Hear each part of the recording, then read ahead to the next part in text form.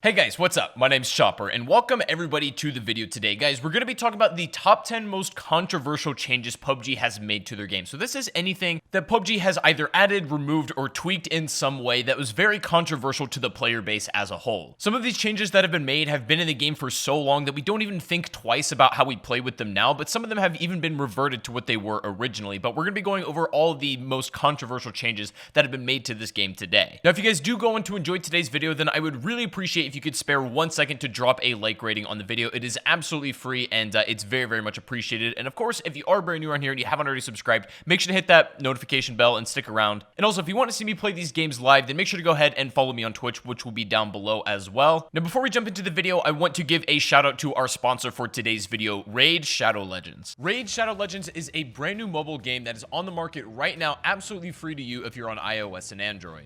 This game has all of the staples of a AAA title. It has a completely fleshed out storyline that you can really get yourself invested into. It has unbelievably good boss fights that has extremely dynamic gameplay. And if you just look at the game, the graphics are way ahead of its time. The cinematic 3D angles that you get on this are mind-blowing. The game allows you to collect and upgrade champions to your liking based on your playstyle. It also allows you to have PvP battles and gather absolutely insane amounts of loot at the same time. There's always something brand new on the game to keep you busy, and whether you want to take it in a more competitive setting or just play a bit more casually with your friends, Raid Shadow Legends does that perfectly. The game is growing super fast, and the brand new awaited Faction Wars feature is now able to be played. And as a bonus to new players, you're going to get a daily login reward for the first 90 days you play the game. If any of this interests you, I encourage you to check out the game. Use the link in my description right now, and you'll be able to get 50,000 free silver on start out and a free epic champion, only using my link down below. But as always, thank you once again to Raid Shadow Legends for sponsoring this video. But anyways, getting into this, coming in at the number 10 spot is a change that honestly happened so long ago, I almost forgot about it, and I don't even really think twice that this happened. And this is the fact that they removed level 3 helmets from the regular spawn pool. Now, this change was made fairly early on in PUBG's life cycle, and this,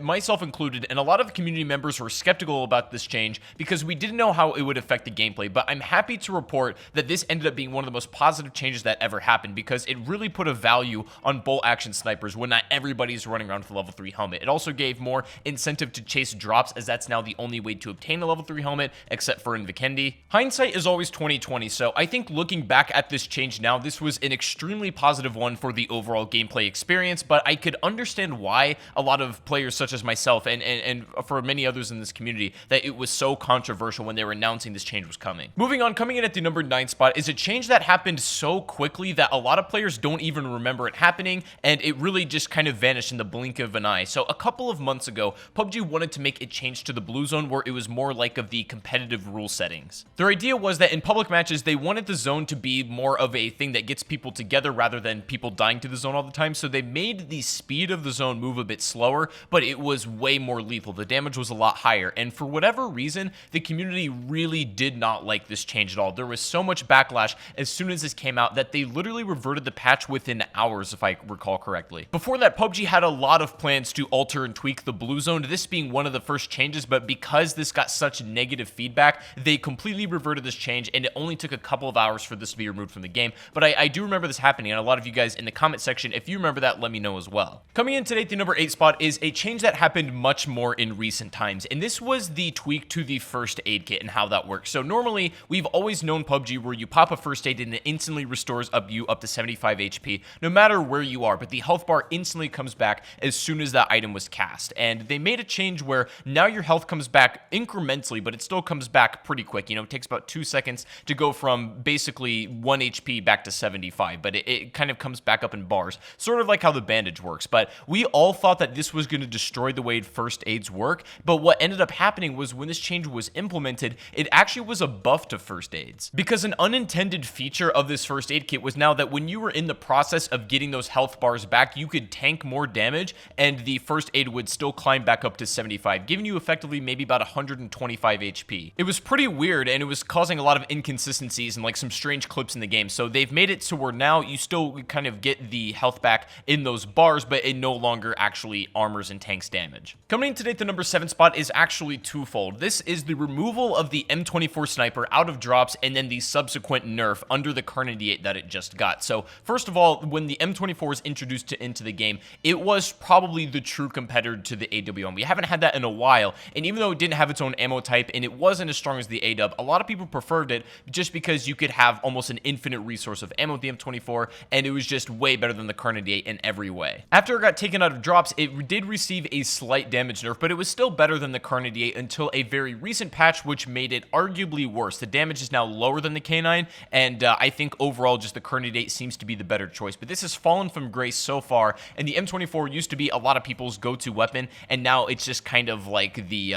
scuffed K9. Kind of sad to see this weapon fall so far. Hopefully we get something new to sort of be that new sniper competitor. Coming today at the number 6 spot is the AX on AR's removal. Now, I think this was one of the changes that made sense early on in the game, but now where we currently are in PUBG and the meta that we're basically playing in, I think we can allow room for the 8x ARs to return, especially because ARs are not quite as good as they used to be after that damage nerf, and also the fact that players normally choose DMRs instead to shoot at sort of that longer range with single tap weapons, and I don't know, I don't think it would be a problem. We have the 6x, which is almost the same amount of distance that we can cover with the 8x, but I don't see too much of a difference there, not allowing us to put that on. Currently, the 8x and 15x are the only high-powered scopes that cannot be applied to everything, just snipers and DMRs, but I think there's room to revert this patch now, especially where we are in the game. That's just my opinion. You guys can let me know, and it was one of the most beloved features, I think, and something that a lot of people like to do back in the day. Let me know down below in the comment section if this is something that you would like to see return to the game. Personally, I would love it, but we'll have to wait and see what PUBG thinks. Coming in today at the number 5 spot is the limb penetration patch. Now, this was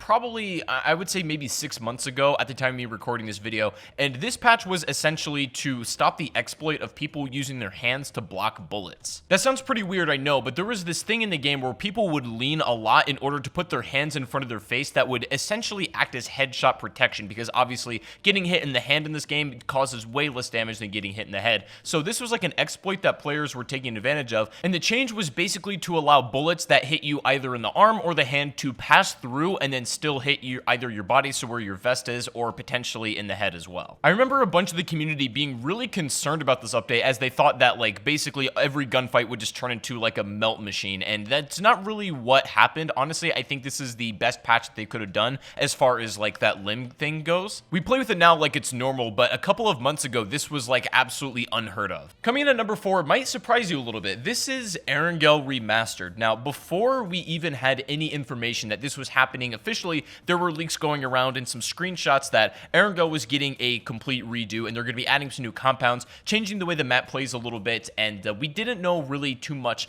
outside of those facts. And so this worried people because they were scared that this was going to take away the original experience that Erangel provided, the charm that people fell in love with and started playing PUBG in the first place. I remember making videos on this channel with the speculation that Erangel was getting a remaster before it happened, and a lot of people in my comment section were scared that this was going to ruin PUBG. But I think the overall consensus now is that Erangel Remastered is just a better take on what original Erangel provided. At least in my opinion, I think it's probably the preferred version. It just looks nicer, I think it plays a little bit better, and I do prefer it as a whole. But even though we're at this point in time, at the point where we didn't know what was happening, it was very, very controversial. Taking the number 3 spot today is a item that oddly enough is not in the game yet, but should be coming soon. This is the Blue Zone uplink. Now, if you missed my video of where I was talking about some new things that are going to be added to this game in the relatively short future, there's an item called the Blue Zone uplink that's a little kind of GPS device that's coming, and what this is going to allow you to do is basically if you're inside of the zone,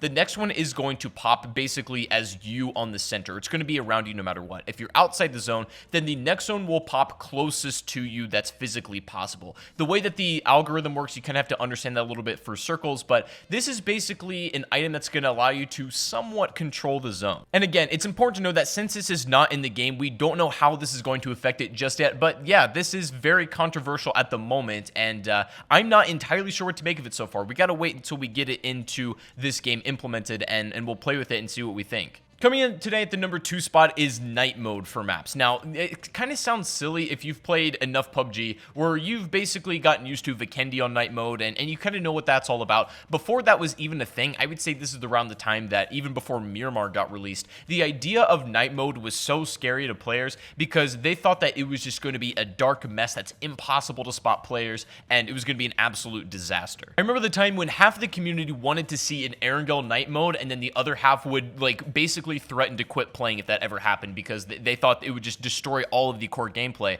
And if you've played Vikendi enough, hindsight's 2020, it really isn't that bad, and I honestly really think night mode switches up how the game feels. It's a really good change of pace, and I think it at least keeps the map fresh to some degree, and I wish all of the maps had a night mode setting. We might get there eventually, but at least having one is a good experience, and it's a proof of concept if you ask me. And I guess this goes for just the overall weather settings on all maps in general. You know, there's different like rain and cloud and dynamic thunderstorm settings for most of the maps in this game, but I think they could all do with the night mode when done correctly. Like a Sanhok night mode or even a Miramar night mode, I think would be absolutely stellar, and so this is something I think to maybe look for in the future that we could get. But finally, guys, coming in today at the number 1 spot, one of the most controversial changes ever happened actually just last week from the time we were recording this video. Now, I missed a lot of the patch. I maybe played a couple of games of this, but there was a sound rework to the Footsteps that caused players to hate this game more than life itself. Like, it was absolutely insane. What happened was